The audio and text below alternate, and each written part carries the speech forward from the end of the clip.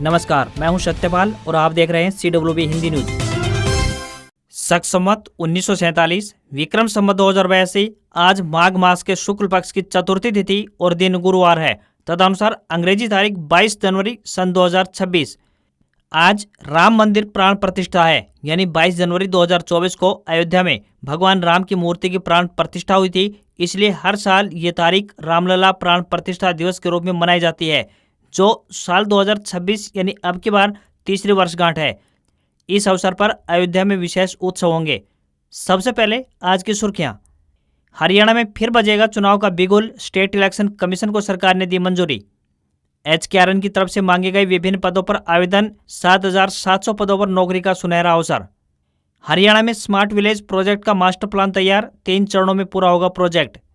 हरियाणा में एस्टेट के लिए 2,33,000 आवेदन आए। बोर्ड चेयरमैन बोले, गृह जिले में बनेंगे सेंटर, थर्मल बायोमेट्रिक होगी, AI कैमरे भी लगेंगे। हरियाणा में प्राइवेट स्कूलों में एडमिशन का एक और मौका, 23 जनवरी से खुलने जा रहा है ये पोर्टल। रेल यात्रियों के लिए जरूरी अपडेट, महेंद्रगढ़ लोहारू से होकर गुजरने वाली कई ट्रेनें रद्द, बताएंगे पूरी अपडेट। हरियाणा खेल विश्वविद्यालय राय में गैर अध्यापन पदों पर भर्ती निकली, ऑनलाइन माध्यम से आवेदन आमंत्रित किए गए। उपराष्ट्रपति CP राधाकृष्णन करेंगे 39वें सूरजकुंड अंतर्राष्ट्रीय आत्मनिर्भर शिल्प महोत्सव का उद्घाटन। हरियाणा में वेटनरी सर्जन की भर्ती कैंसिल, आवेदन शुरू होने के कुछ घंटे बाद ही HPSC का फैसला, 162 पोस्ट निकली थी। अमेरिकी राष्ट्रपति डोनाल्ड ट्रंप बोले, ग्रीनलैंड चाहिए लेकिन ताकत इस्तेमाल नहीं करेंगे, भारत से जल्द ट्रेड डील मुमकिन। और भारत ने न्यूजीलैंड को 48 रन से पहला T20 हराया, अभिषेक ने 84 रन बनाए, तो वहीं फिलिप्स की 50 बेकार गई। और अब खबरें विस्तार से। हरियाणा में मौसम में बदलाव देखने को मिल रहा है। दिन में ठंड कम होती है और रातें सर्द भरी होती हैं। दिन के तापमान में बढ़ोतरी देखने को मिल रही है, लेकिन रात का तापमान सामान्य है। मौसम विभाग ने कई जिलों में कोहरे को लेकर येलो अलर्ट जारी किया है, जिससे सुबह के समय दृश्यता कम रह सकती है। लोगों को सलाह दी गई है कि वाहन की गति धीमी रखें। राज्य में सबसे कम न्यूनतम तापमान की बात करें तो सोनीपत में 5 डिग्री सेल्सियस दर्ज किया गया। इसके अलावा भिवानी में तापमान 5.1 डिग्री सेल्सियस और हिसार में 5.5 डिग्री सेल्सियस रिकॉर्ड किया गया। मौसम वैज्ञानिकों के अनुसार हरियाणा में आने वाले दिनों में धुंध बढ़ने की संभावना है। तो वहीं एक अन्य पश्चिमी विक्षोभ के सक्रिय होने से 22 से 24 जनवरी के बीच राज्य के कई इलाकों में बूंदाबांदी होने की संभावना है। वहीं 24 जनवरी की रात को फिर से एक पश्चिमी विक्षोभ के आने की संभावना बन रही है, जिससे 25 जनवरी को राज्य के अधिकतर स्थानों में बादल गरजने के साथ साथ तेज बारिश हो सकती है। हरियाणा में निकाय चुनाव की सुगबुगाहट शुरू हो चुकी है। प्रदेश की नायब श्रेणी सरकार ने स्टेट इलेक्शन कमीशन को 3 नगर निगमों सहित 7 शहरी निकायों में चुनाव करवाने की अनुमति प्रदान कर दी है। बता दें कि राज्य में पंचकुला, अंबाला और सोनीपत नगर निगमों समेत 7 शहरी निकायों का कार्यकाल पूरा हो चुका है। ऐसे में स्टेट इलेक्शन कमीशन ने हरियाणा सरकार को पत्र लिखकर चुनाव करवाने की अनुमति मांगी थी। मार्च के आखिर या अप्रैल महीने के पहले सप्ताह में शहरी निकाय चुनाव संभव है। बीजेपी व कांग्रेस पहले ही तीनों नगर निगमों के चुनाव सिंबल पर लड़ने की घोषणा कर चुके हैं, जबकि INLD, JJP और आम आदमी पार्टी ने अभी तक इन चुनाव को लेकर अपने पत्ते नहीं खोले हैं। पंचकुला, अंबाला व सोनीपत नगर निगमों के अलावा रेवाड़ी नगर परिषद, धारूहेड़ा, सांपला और उकलाना नगर पालिकाओं में निकाय चुनाव होने प्रस्तावित हैं। मार्च के अंतिम सप्ताह में निकाय चुनाव इसलिए सरकने की भी संभावना है क्योंकि फरवरी के दूसरे पखवाड़े से लेकर मार्च के पहले पखवाड़े तक बोर्ड की परीक्षाएं होनी है। यदि मार्च के अंतिम सप्ताह में चुनाव नहीं हो पाए तो अप्रैल माह के पहले सप्ताह में हर हालत में चुनाव करवाए जा सकते हैं। हरियाणा में विद्यार्थियों से जुड़ी एक अच्छी खबर सामने आ रही है। बता दें कि चिराग योजना के तहत जो छात्र दाखिले नहीं ले पाए थे, उनके लिए शिक्षा विभाग द्वारा चेकिंग पोर्टल दोबारा से खोला जा रहा है, ताकि योग्य छात्रों को दोबारा से मौका मिल सके। इस योजना के द्वारा सरकार का लक्ष्य आर्थिक रूप से कमजोर वर्ग के बच्चों को निजी स्कूल में पढ़ने का अवसर प्रदान करना है और इसका खर्चा सरकार स्वयं उठाती है। इसलिए शिक्षा विभाग द्वारा यह पोर्टल 23 से 30 जनवरी तक दोबारा खोला जाएगा।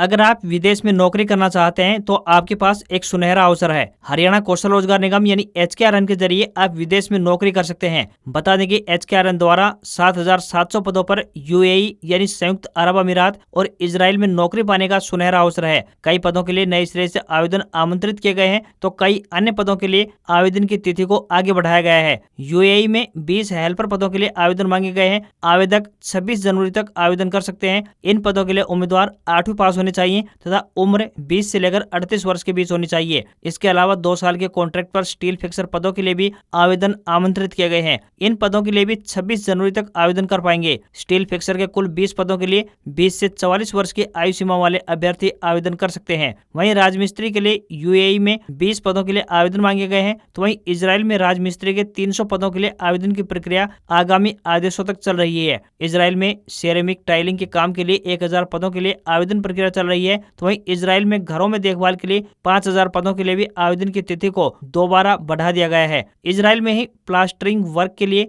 1000 पदों पर आवेदन प्रक्रिया चल रही है। यूएई में मचान बनाने वालों के लिए भी 20 पदों पर भर्ती के लिए आवेदन मांगे गए हैं। 20 से 45 वर्ष आयु सीमा वाले अभ्यर्थी इन पदों के लिए आवेदन कर सकते हैं। हरियाणा में ग्रामीण क्षेत्रों के बुनियादी ढांचे को मजबूत करने के लिए पंचायती विभाग द्वारा एक स्मार्ट विलेज परियोजना तैयार की गई है। इस योजना के तहत पहले चरण में 10,000 से अधिक आबादी वाले गांवों का चुनाव किया गया। इसमें विभाग को रेवाड़ी के कोसली गांव की गलियों को मॉडर्न लुक देने के लिए प्रस्ताव भेजा गया है। रेवाड़ी जिले को इस तरह विकसित किया जाएगा कि उन्हें स्वच्छता, सौंदर्य एवं आधुनिक सुविधाएं गाँव में ही उपलब्ध होंगी। इन गलियों को मॉडर्न लुक देने से न केवल गाँव का माहौल बदलेगा, बल्कि उन्हें बिजली, पानी और सीवरेज निकासी जैसी समस्याओं से भी निजात मिल पाएगी। इसके अलावा सुरक्षा और सुविधा के लिए गली के दोनों तरफ आधुनिक स्ट्रीट लाइटें लगवाई जाएंगी। गली को साधारण सामग्री की बजाय पक्की टाइल्स के साथ बनाया जाएगा ताकि लंबे समय तक चल सके। पानी की निकासी के लिए नालियों को लोहे के जाल से ढका जाएगा ताकि उनमें कचरा ना फंस पाए। वहीं गाँव में आने वाले लोगों की जानकारी के लिए प्रवेश द्वार पर नक्शा एवं सूचना पट्ट भी लगाया जाएगा, जिससे गाँव को मॉडर्न लुक मिल सके। स्मार्ट स्ट्रीट बनाने का लक्ष्य सिर्फ सौंदर्य नहीं, बल्कि ग्रामीण रहन सहन और खान पान को भी ऊंचा उठाना है। पहले चरण में 10,000 से अधिक आबादी वाले गांवों को प्राथमिकता दी गई है। हरियाणा विद्यालय शिक्षा बोर्ड यानी BSES द्वारा हरियाणा अध्यापक पात्रता परीक्षा यानी एस्टेट करवाई जानी है। इसके लिए इस बार प्रदेश भर के 2,33,000 से अधिक अभ्यर्थियों ने ऑनलाइन आवेदन किया है। बोर्ड का कहना है कि परीक्षा के लिए अभ्यर्थियों को गृह जिले में ही सेंटर मिलेंगे। परीक्षा को लेकर अलग अलग प्रकार की तैयारी चल रही है। चेयरमैन डॉक्टर पवन कुमार ने कहा कि जल्द ही एस्टेट परीक्षा की डेट तय कर दी जाएगी। अभ्यर्थी अपनी तैयारी रखें, वहीं सेंटर भी गृह जिले में ही बनाए जाएंगे। इसके अलावा सुरक्षा के लिहाज से परीक्षा के दौरान थर्मल बायोमेट्रिक और AI कैमरे का प्रयोग किया जाएगा। हरियाणा में एस्टेट के लिए कुल 2,33,251 अभ्यर्थियों ने आवेदन किया है, जिनमें से लेवल 1 यानी PRT के लिए 41,054, लेवल 2 यानी TGT के लिए 1,19,120 तथा लेवल 3 यानी PGT के 73,073 अभ्यर्थी शामिल हैं। वहीं आवेदन करने वालों में हिसार जिले के अभ्यर्थी सबसे ज्यादा हैं, तो वहीं सबसे कम की बात करें तो नूंह जिले के अभ्यर्थी हैं। कांग्रेस नेता राहुल गांधी ने बुधवार को कुरुक्षेत्र में हरियाणा और उत्तराखंड के जिला अध्यक्षों से मुलाकात की। इसमें हरियाणा के 32 जिला अध्यक्ष और उत्तराखंड के 28 जिला अध्यक्ष मौजूद रहे। संगठन सर्जन अभियान के तहत यह ट्रेनिंग कैंप लगाया गया था। राहुल गांधी ने करीब 4 घंटे धर्मशाला में गुजारे। इस दौरान उन्होंने सभी जिला अध्यक्षों को कहा कि वह गाँव-गाँव जाकर लोगों को अपने साथ जोड़े। जिस तरह से देश से मुगल और ब्रिटिश चले गए, एक दिन भाजपा वाले भी चले जाएंगे। राहुल ने कांग्रेस प्रभारी BK हरिप्रसाद, विधायक दल नेता भूपेंद्र हुड्डा और प्रदेश अध्यक्ष राव नरेंद्र सिंह से अलग मुलाकात की, जिसमें राहुल ने उन्हें कहा कि पार्टी में अनुशासन को सख्ती से लागू करें। इस दौरान कई जिला अध्यक्षों ने राहुल गांधी से शिकायत की कि प्रदेश के कई नेता पार्टी विरोधी बयानबाजी करते हैं, मीडिया में खबरें लीक की जाती हैं, जिससे कि भाजपा को बैठे बैठाए मुद्दा मिल जाता है। जिसके बाद राहुल गांधी ने पार्टी विरोधी गतिविधि और बयानबाजी करने वालों पर कड़ी कार्रवाई करने के लिए भी कहा। साथ ही इस दौरान राहुल गांधी ने फुल ड्रेस में आधे घंटे तक जिला अध्यक्षों को मार्शल आर्ट के दांव पेच सिखाए। उन्होंने कहा कि सभी जिला अध्यक्ष पूरी मेहनत, जोश और जुनून से काम करें।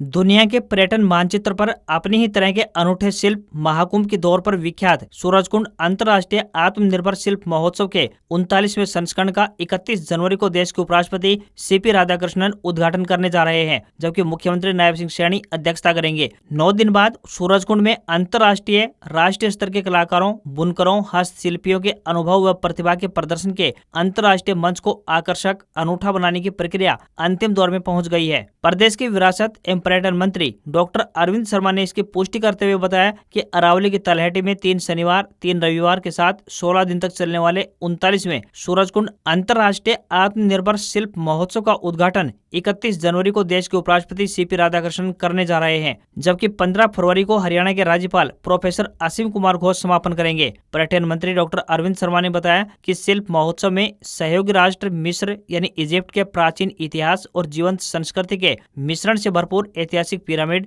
लक्सोर के प्राचीन मंदिर, कैरो के जीवंत बाजार से भरपूर प्राचीन व आधुनिक सांस्कृतिक विधाओं से भरपूर पैवेलियन तैयार किया जा रहा है। तो वहीं दूसरी तरफ उत्तर प्रदेश दूसरी बार व मेघालय स्वतंत्र रूप से पहली बार थीम स्टेट के तौर पर शामिल हो रहा है।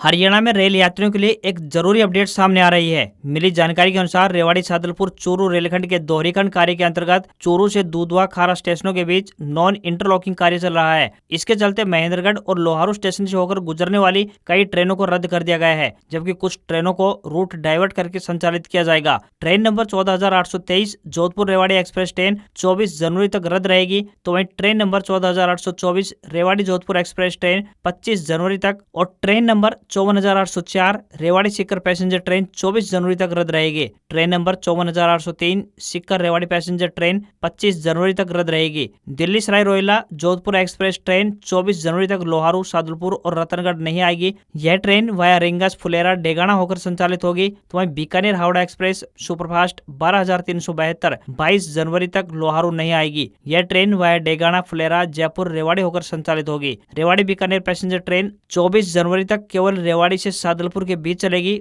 और सादलपुर से बीकानेर के मध्य रद्द रहेगी।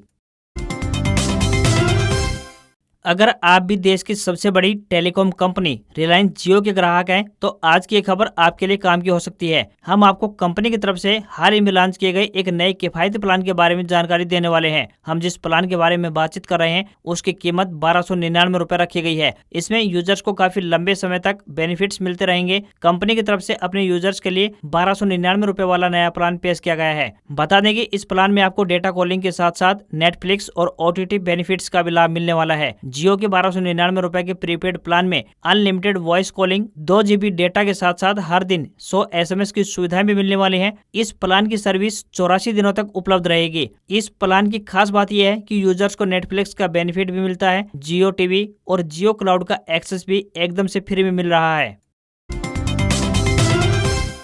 हरियाणा खेल विश्वविद्यालय राई सोनीपत में युवाओं के लिए सरकारी नौकरी का मौका है। विश्वविद्यालय ने नियमित गैर अध्यापक पदों पर भर्ती के लिए संशोधित रोजगार सूचना जारी की है। जारी विज्ञापनों के अनुसार पात्र उम्मीदवारों से ऑनलाइन आवेदन मांगे गए हैं। ऑनलाइन आवेदन जमा करने की अंतिम तिथि की बात करें तो 16 फरवरी 2026 शाम 5 बजे तक तय की गई है। पदों की बात करें तो deputy registrar, assistant registrar, placement officer, website administrator और पब्लिक रिलेशन ऑफिसर के पदों पर भर्ती होनी है। सभी पद अनारक्षित यानी जनरल श्रेणी के हैं। चयनित अभ्यर्थियों को अच्छे वेतन और अन्य सरकारी सुविधाएं मिलने वाली हैं। हरियाणा राज्य परिवहन विभाग कैथल ने विभिन्न अप्रेंटिस पदों पर भर्ती के लिए आवेदन आमंत्रित किए हैं। ये भर्तियां कॉन्ट्रैक्ट आधार पर की जाएंगी। ऐसे में जो भी इन पदों पर आवेदन भेजने के इच्छुक हैं वह आधिकारिक वेबसाइट के माध्यम से अपने आवेदन भेज सकते हैं। आवेदक 50% अंकों सहित 10वीं पास व संबंधित क्षेत्र में ITI धारक होने चाहिए। किसी भी वर्ग के उम्मीदवारों को कोई भी आवेदन शुल्क नहीं देना है। Electrician, welder, carpenter, painter, fitter, COPA, tailor, turner व स्टेनो हिंदी टाइपिस्ट के पदों पर ये भर्तियां होने जा रही हैं। आवेदन करने की अंतिम तिथि 23 जनवरी तय की गई है। अमेरिकी राष्ट्रपति डोनाल्ड ट्रंप ने ग्रीनलैंड पर कब्जे के प्लान को दुनिया के सामने सही ठहराया। उन्होंने बुधवार को वर्ल्ड इकोनॉमिक फोरम यानी WEF में कहा कि ग्रीनलैंड की सुरक्षा अमेरिका के अलावा कोई और देश नहीं कर सकता। हालांकि पहली बार ट्रंप ने यह कहा कि ग्रीनलैंड को हासिल करने के लिए अमेरिका ताकत का इस्तेमाल नहीं करेगा। इस पर कब्जे का विरोध करने के लिए उन्होंने डेनमार्क को एहसान फरामोश कहा। तो वहीं ट्रंप ने कहा कि यूरोप गलत दिशा में जा रहा है। ट्रंप ने फ्रांस, कनाडा जैसे देशों की भी आलोचना की। उन्होंने सोमालिया के लोगों के लिए आपत्तिजनक शब्दों का इस्तेमाल किया और कहा कि वे कम बुद्धि वाले और समुद्री डाकू हैं। भाषण के बाद ट्रंप ने इंडियन मीडिया से बातचीत करते हुए कहा कि PM मोदी की तारीफ की और साथ ही उन्हें अपना दोस्त बताया। डोनाल्ड ट्रंप ने यह भी कहा कि भारत और अमेरिका में जल्द एक और अच्छा व्यापार समझौता होने जा रहा है। हरियाणा के कैबिनेट मंत्री महिपाल डांडा ने कांग्रेस पार्टी की आंतरिक कलह और गुटबाजी पर तीखा हमला बोला। राहुल गांधी के कुरुक्षेत्र दौरे और प्रदेश कांग्रेस की स्थिति पर तंज कसते हुए उन्होंने कांग्रेस की तुलना एक टूटे हुए तांगे से कर दी। मंत्री ने साफ तौर पर कहा कि जिस पार्टी के नेता ही एक दिशा में नहीं है वह जनता का भला क्या करेगी। कैबिनेट मंत्री महिपाल डांडा ने कहा कि आज कांग्रेस के हालात उस टूटे हुए तांगे जैसी हो गई है जिसमें 10 घोड़े तो लगे हैं, लेकिन विडंबना यह है कि हर घोड़ा उस तांगे को अपनी अपनी तरफ खींच रहा है। कोई पूर्व भाग रहा है तो कोई पश्चिम। जब खींचने वाले ही अलग अलग दिशाओं में मारे जाएंगे तो वह तांगा आगे बढ़ने की बजाय वहीं बिखर कर रह जाएगा। यही हाल आज कांग्रेस के बड़े नेताओं का है। महिपाल डांडा यही नहीं रुके, उन्होंने पूर्व सीएम भूपेंद्र सिंह हुड्डा के बयानों पर भी पलटवार किया। उन्होंने कहा कि जो लोग भाजपा को इवेंट मैनेजमेंट की सरकार कहते हैं, उन्हें अपने गिरेबान में झांकना चाहिए। कांग्रेस की सरकार लूट खसोट और प्रॉपर्टी डीलिंग की दुकान थी। यह बयान उन्होंने भाजपा कार्यालय श्याम कमल में आयोजित एक कार्यक्रम के दौरान दिया।